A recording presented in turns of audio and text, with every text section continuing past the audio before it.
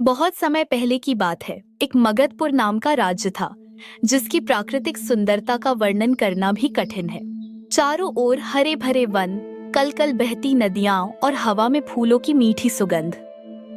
यह राज्य केवल प्राकृतिक सौंदर्य के लिए ही नहीं, बल्कि अपने न्यायप्रिय और प्रजावत्सल राजा मानसिंह के लिए भी प्रसिद्ध था। राजा मानसिंह की प्रजा उनसे अगाध प्रेम करती थी, क्योंकि उनके शासन में सभी सुखी और समृद्ध थे। राजा मानसिंह के जीवन की धुरी थी उनकी रानी देविका। उनका प्रेम ऐसा था जिसकी मिसालें दूर दूर के राज्यों में दी जाती थीं।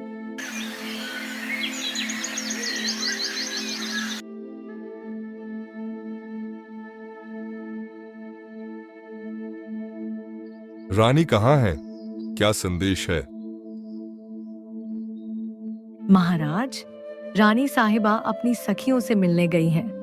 वह शीघ्र ही लौट रही होंगी। आप चिंता न करें। जाओ, उन्हें मेरा संदेश दो कि उनका राजा उनकी प्रतीक्षा कर रहा है। उनसे कहो कि वह जल्द लौटें। इसी प्रेम और खुशहाली के वातावरण में धीरे धीरे समय अपनी गति से चलता रहा। एक दिन राजवैद्य ने महल में यह शुभ समाचार सुनाया। महाराज,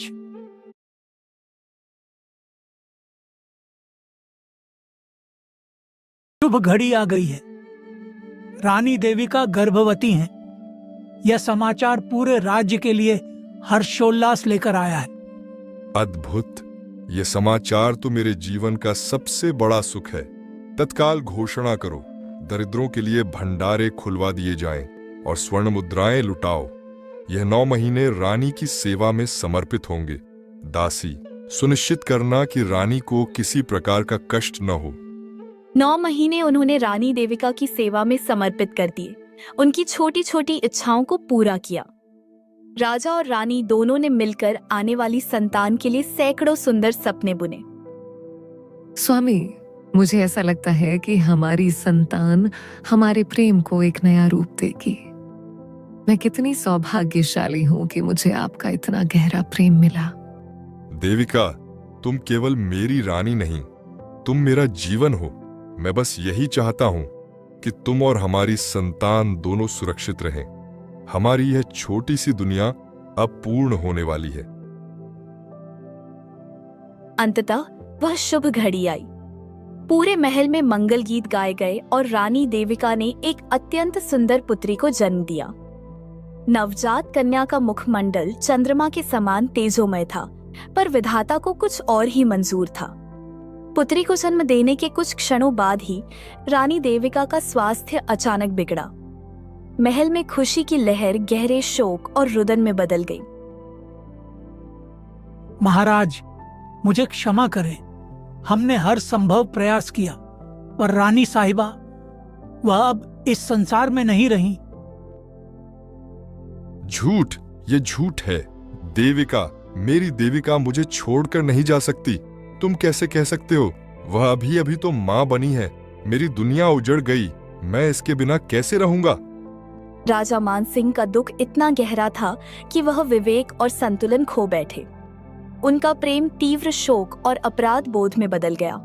उनके मस्तिष्क ने इस असहनीय पीड़ा का कारण ढूंढना शुरू किया और उनका ध्यान उस नवजात कन्या पर गया। इसी के कारण मेरी देविका आज मुझसे दूर हुई है। यह मासूम नहीं, ये मेरी प्रियतमा की हत्यारिन है। इसने मेरी खुशियों को लील लिया है। मैं इसका मुख नहीं देखूंगा। वह नवजात, जो अब भी संसार में ठीक से आंखें भी नहीं खोल पाई थी, राजा के क्रोध और घृणा का केंद्र बन गई। उनका महल अब उन्हें एक वीरान कारागार जैसा लगने लगा था। एक दिन उन्होंने अपनी सबसे विश्वसनीय धाय मां और दासी कलावती को बुलाया। कलावती, मैंने तुम्हें बुलाया है क्योंकि तुम सबसे विश्वसनीय हो। इसे मार दो।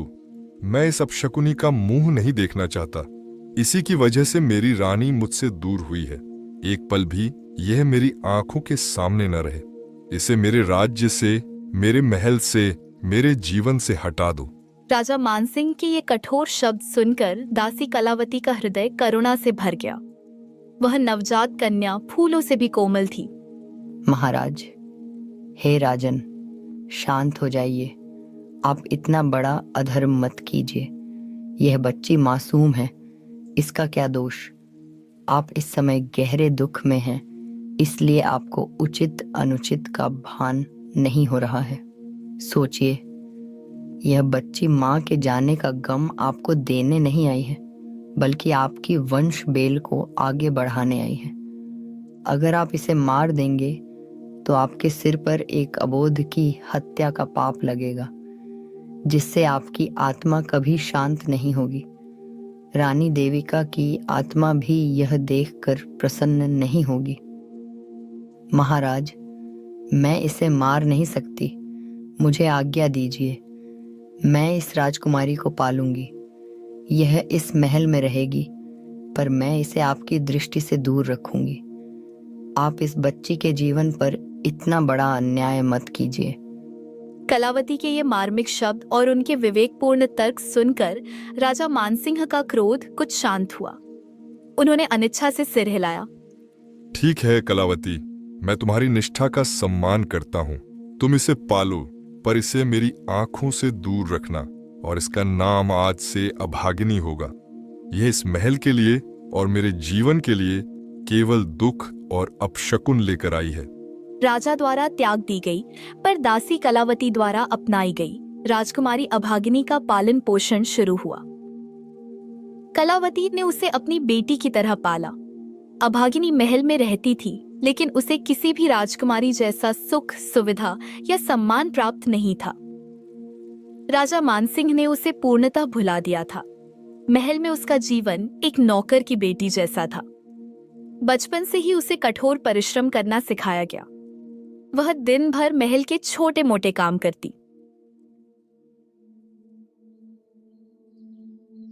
ओ अभागिनी, ये क्या कर रही हो? ये फर्श अभी भी साफ नहीं हुआ है। तुम तो सचमुच एक दुर्भाग्यशाली लड़की हो। जल्दी काम खत्म करो। जी, मैं अभी करती हूँ, मुझसे गलती हो गई। राजा मानसिंह की दुत्कार और तिरस्कार तो उसका रोज का हिस्सा बन गया था। अभागिनी अपनी नियति को चुपचाप स्वीकार कर चुकी थी। वह स्वभाव से शांत और सहनशील बन गई थी। कुछ समय बाद राजा मानसिंह के मंत्रियों और हितैषियों ने उन्हें पुनर्विवाह की सलाह दी। महाराज, अब शोक का समय समाप्त हुआ। राज्य की स्थिरता और भावी वंश के लिए आपको पुनर्विवाह कर लेना चाहिए। यह राज्य के हित में है। मैं समझता हूँ। ठीक है, तुम योग्य कन्या की तलाश करो। राजा का विवाह एक पड़ोसी राज्य की अत्यंत सुंदर और सुशील कन्या सुलक्षणा से हुआ। रानी सुलक्षणा महल में आई और राजा को उनसे भी गहरा प्रेम हो गया। वह रानी देविका की यादों से कुछ हद तक बाहर निकल पाए। स्वामी, मैं आपके दुहक को जानती हूँ, पर अब आपको अपने जीवन को फिर से खुशियों से भरना होगा। मैं आपके हर सुख दुहक में आपके साथ हूँ। रानी सुलक्षणा, तुम मेरे जीवन में नई आशा लेकर आई हो। तुम्हारे आगमन से महल में फिर से खुशियां लौट आई हैं। समय अपनी गति से चलता रहा और रानी सुलक्षणा ने भी एक कन्या को जन्म दिया। इस बार राजा की खुशी का कोई ठिकाना नहीं रहा, क्योंकि संतान के जन्म के बाद उसकी मां सही सलामत थी। राजा ने अपनी इस दूसरी पुत्री को सौभाग्य का प्रतीक माना। यह सचमुच मेरे लिए सौभाग्य लेकर आई है। इस बार कोई अपशकुन नहीं हुआ। मेरी इस प्यारी बेटी का नाम आज से सुभागी होगा। पूरे राज्य में उत्सव की घोषणा करो। अब महल में राजा की दोनों बेटियां पलने बढ़ने लगी, लेकिन उनके जीवन में जमीन आसमान का अंतर था। पिताजी ने मेरे लिए यह सोने का हार भेजा है। यह देखो, कितना सुंदर है। तुम तो बस यही दासी के कपड़े पहनो अभागिनी। पिताजी तुम्हें देखना भी पसंद नहीं करते। वस्त्र, सुंदर आभूषण और शिक्षा के लिए योग्य गुरु मिले। अभागिनी, जो पुरानी और साधारण दासी के वस्त्रों में रहती थी, उसका जीवन महल में एक नौकरानी जैसा था। उसे केवल दासी कलावती का प्रेम और सहारा मिला।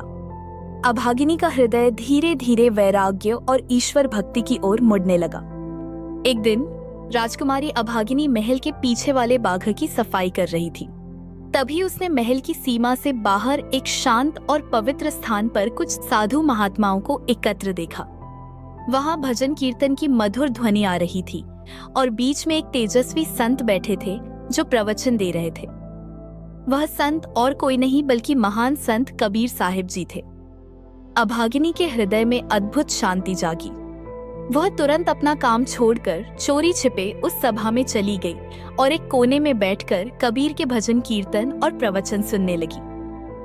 कबीर साहिब अपने दोहों और वचनों के माध्यम से संसार की नश्वरता, ईश्वर की एकता और कर्म की महत्ता का उपदेश दे रहे थे। अभागिनी ने अपने जीवन में पहली बार इतनी शांति और संतोष महसूस किया। यह कैसा अद्भुत ज्ञान है। यह संसार का सुख दुख सब क्षण भंगुर है। असली धन तो आंतरिक शांति और सत्कर्मों में निहित है। अब तो यह उसका नित्य कर्म बन गया। वह रोज एक काम से समय निकालकर उस मठ के पास जाती। इन प्रवचनों ने उसके हृदय को धीरे धीरे ज्ञानी, शांत और स्थिर बना दिया। एक बार राजा के अनुभवी मंत्रियों ने सभा में अभागिनी के विवाह की बात छेड़ी। महाराज, आपकी ज्येष्ठ पुत्री अभागिनी अब विवाह योग्य हो गई है। राजकुल की परंपरा है, हमें उसके विवाह के लिए सुयोग्य वर ढूंढना चाहिए। ठीक है, मैं इस बारे में रानी सुलक्षणा से बात करता हूँ। महाराज, अगर आप अभागिनी के लिए लड़का देखें तो अंधा, लंगड़ा या लूल्हा ही देखना। ये तो जन्म से ही अपशकुनी है। इसके कारण हमारी प्रिय रानी देविका हमें छोड़कर चली गईं। ये जहां भी जाएगी अपने साथ दुर्भाग्य लेकर जाएगी। क्या जरूरत है कि हम इसके लिए कोई अच्छा घर ढूंढे? इसे अच्छे घर में भेजेंगे तो वहां भी ये सब बर्बाद कर देगी। इससे अच्छा है कि पहले से ही इसकी शादी किसी अंधे, लंगड़े, लूले या अति निर्धन व्यक्ति से कर दें। ये जैसी है इसे वैसा ही वर मिलना चाहिए। हाँ, तुम ठीक कहती हो। यदि अभागिनी किसी धनी या राजकुमार से विवाह करेगी तो वह उस राज्य पर भी दुर्भाग्य का साया डालेगी। यह निर्णय बिल्कुल उचित है। जाइए, अभागिनी के लिए एक अति गरीब, असहाय और संभव हो तो शारीरिक रूप से अक्षम लड़का ढूंढकर लाइए। उसी से अभागिनी का विवाह होगा। हमें उसके लिए किसी अच्छे घर की तलाश नहीं है। राज पंडित, जो राजा के इस निर्णय से हैरान और दुखी थे, फिर भी राजा की आज्ञा का पालन करने के लिए निकल पड़े। चलते चलते एक छोटे से नगर के बाहर पंडित को एक अति दरिद्र भिखारिन दिखाई दी। उस भिखारिन का बेटा, जिसका नाम दयालु था, जन्म से अंधा था। वह दोनों भीख मांगकर अपना जीवन यापन करते थे। पंडित को लगा कि यह रिश्ता राजा की इच्छा के अनुसार सबसे अच्छा रहेगा। माई, क्या तुम अपने पुत्र का विवाह करना चाहोगी? मैं तुम्हारे लिए एक बहुत ही अच्छा रिश्ता लेकर आया हूँ। पंडित जी, आप कैसी बात कर रहे हैं? यह तो अंधा है। इसे कौन अपनी बेटी देगा? हम तो अपना पेट भी मुश्किल से भर पाते हैं। विवाह का खर्च कहाँ से लाएंगे? सुनो, तुम्हारे पुत्र के लिए कोई साधारण रिश्ता नहीं आया है।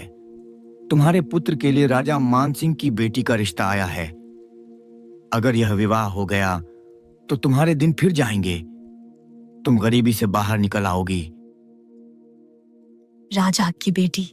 हाँ, मैं तुरंत अपने पुत्र दयालु का विवाह करने के लिए हाँ कहती हूँ। राजा मानसिंह ने बिना किसी धूमधाम या राजसी संस्कार के अपनी बड़ी पुत्री अभागिनी का विवाह उस अंधे और गरीब लड़के दयालु से कर दिया। राजा ने उसे दहेज में एक भी सिक्का, एक भी आभूषण या किसी प्रकार का वस्त्र नहीं दिया।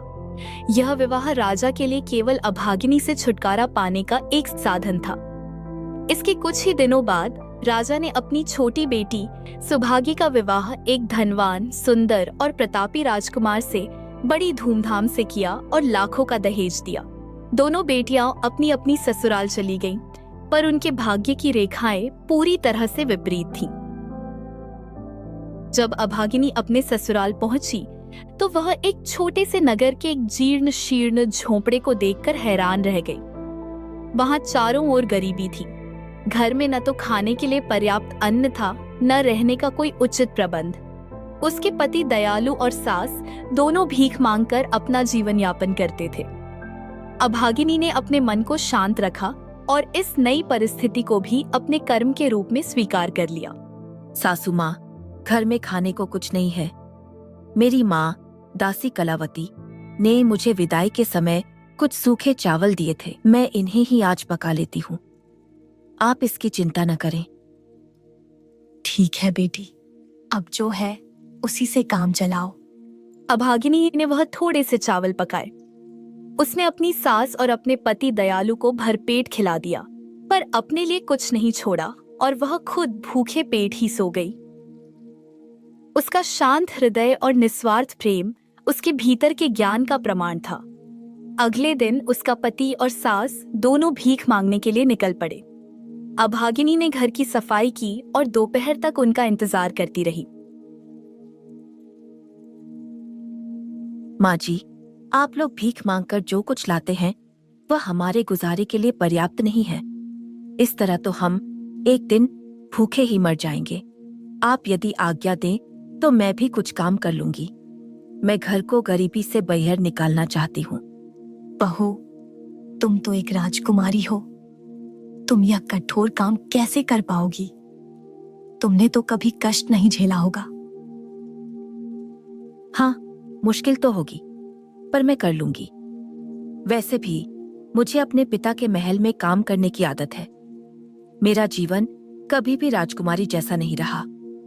अगर आप लोग गरीबी में जी रहे हैं तो मैं भी उस गरीबी में अपने कर्म से नया जीवन भर दूंगी। बहू, तुम इतनी गुणवान हो, इतनी रूपवान हो, इतनी विनम्र और सहज हो। मुझे यह समझ में नहीं आ रहा कि तुम्हारे पिता ने तुम्हारा विवाह मेरे जैसे गरीब और एक अंधे लड़के के साथ कैसे कर दिया। वह तो सचमुच एक क्रूर इंसान है। अभागिनी ने अगले दिन बाजार से अपने बचे हुए पैसों से केवल एक टोकरी ककड़ी खरीदकर बेचने चली गई। उसने ककड़ी को बहुत सलीके से सजाया और एक शांत स्थान, जो कि कबीर मठ के ठीक सामने था, वहां बैठकर ककड़ी बेचने लगी। उसकी मधुर वाणी और शांत स्वभाव के कारण धीरे धीरे उसकी सारी ककड़ी बिक गई। सिर्फ 2 ककड़ी रह गई। तभी उस मठ में बैठे संत कबीर साहिब जी को अपनी इस निष्ठावान शिष्या की परीक्षा लेने की इच्छा हुई। वह जानना चाहते थे कि कठिन परिस्थितियों में भी अभागिनी का हृदय कितना शुद्ध और निस्वार्थ है। पुत्री, मुझे बहुत भूख लगी है। मेरी यात्रा बहुत लंबी रही है। क्या तुम यह बची हुई 2 ककड़ी मुझे दे सकती हो? लेकिन मेरे पास तुम्हें देने के लिए पैसे नहीं हैं। हे महात्मा, आप तो मेरे पिता समान हैं, मेरे गुरु समान हैं। अगर आपको भूख लगी है तो आप यह ककड़ी सहर्ष खा सकते हैं। मुझे पैसे नहीं चाहिए।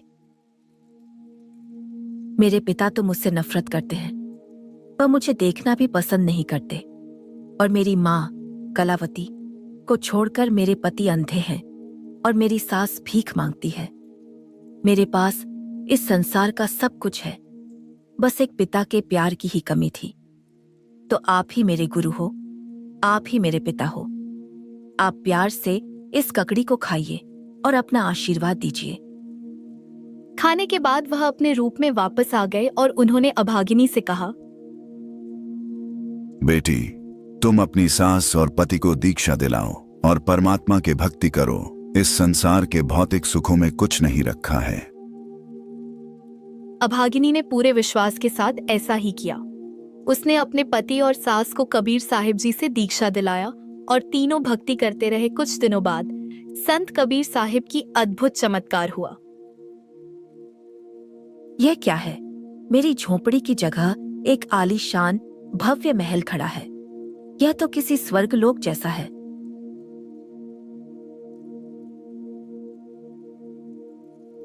बेटी, यह सब क्या है?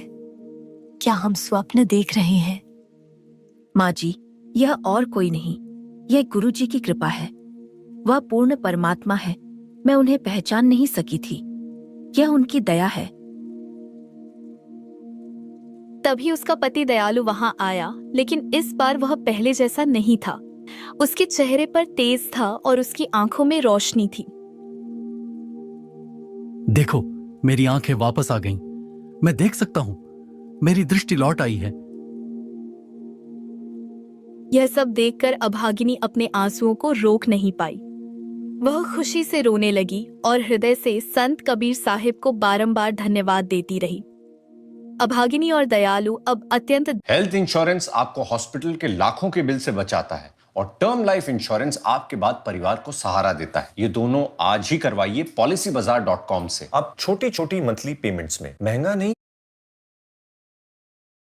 पहले अपने नए महल के पास एक भव्य कबीर मठ बनवाया।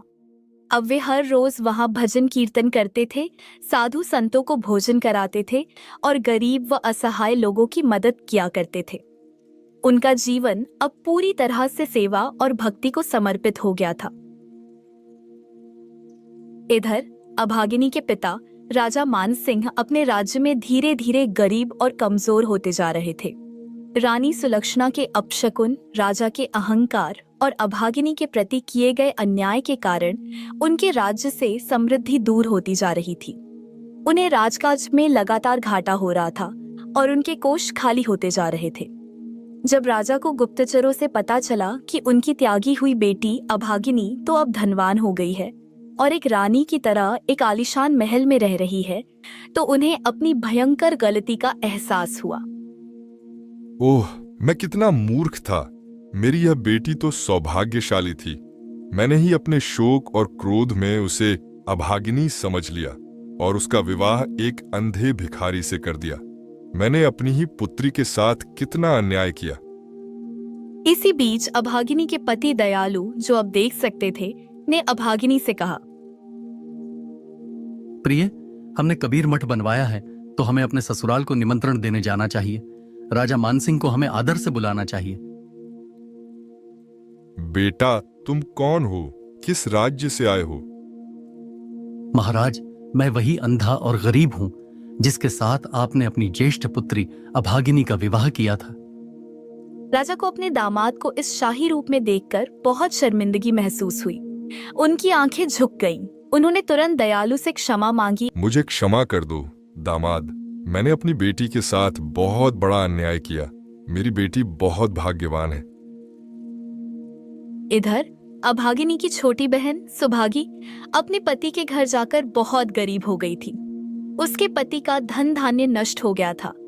उसकी सास उसे ताने मारती थी। इन सब से परेशान होकर वह अपने पिता के घर वापस आ गई। पिताजी, मेरे घर में सब बर्बाद हो गया। मेरी सास मुझे कहती है कि तुम्हारे आने से सब बर्बाद हो गया। मैं क्या करूं? मेरा जीवन दुख से भर गया है। बहन सुभागी, तुम मेरी बात ध्यान से सुनो। जीवन में कोई भी व्यक्ति जन्म से अभागिनी नहीं होता और कोई जन्म से सौभाग्यशाली नहीं होता। यह सब हमारे कर्मों और भाव पर निर्भर करता है। तुम भी संत कबीर साहिब की शरण में चलो, उनके भजन सुनो, दान दक्षिणा दो, गरीबों की मदद करो। तुम यह सब सच्चे हृदय से करोगी तो अवश्य ही तुम पर भी कबीर साहिब की कृपा होगी। देखो, आज तुम्हारे पास जो कष्ट आया है वह तुम्हारे भीतर के अहंकार और तिरस्कार के भाव के कारण आया है। मैंने भी बहुत कष्ट सहा, पर मैंने सेवा और निस्वार्थता को अपनाया। अगर तुम्हारा कर्म अच्छा रहेगा, तुम्हारी भावना शुद्ध रहेगी, तो तुम्हारे घर में सुख और समृद्धि का वास होगा। तुम ईर्ष्या और द्वेष को छोड़कर संतोष और सेवा को अपनाओ। अपनी बड़ी बेटी की यह गहन शिक्षा राजा मानसिंह को भी एक बहुत बड़ी सीख मिली। उन्होंने भी अपने दामाद दयालु और बेटी अभागिनी से कबीर भक्ति के मार्ग को अपनाया। फिर सुभागी ने भी अपनी बहन की बात पर ध्यान दिया और संत कबीर के वचनों का पालन करना शुरू कर दिया। धीरे धीरे वह भी पुनः धनवान हो गई और उसके घर में खुशहाली वापस लौट आई। संत कबीर साहिब की कृपा से राजा मानसिंह, रानी सुलक्षणा, अभागिनी, दयालु और सुभागी सब लोग फिर से धनवान, सुखी और भक्तिमय जीवन जीने लगे। इस कहानी की शिक्षा यही है कि ईर्ष्या, अहंकार और द्वेष से भरा जीवन काल हमें दरिद्र बनाता है। जबकि सेवा, सद्भाव और निस्वार्थ कर्म ही हमें सच्चा सुख और सौभाग्य प्रदान करते हैं।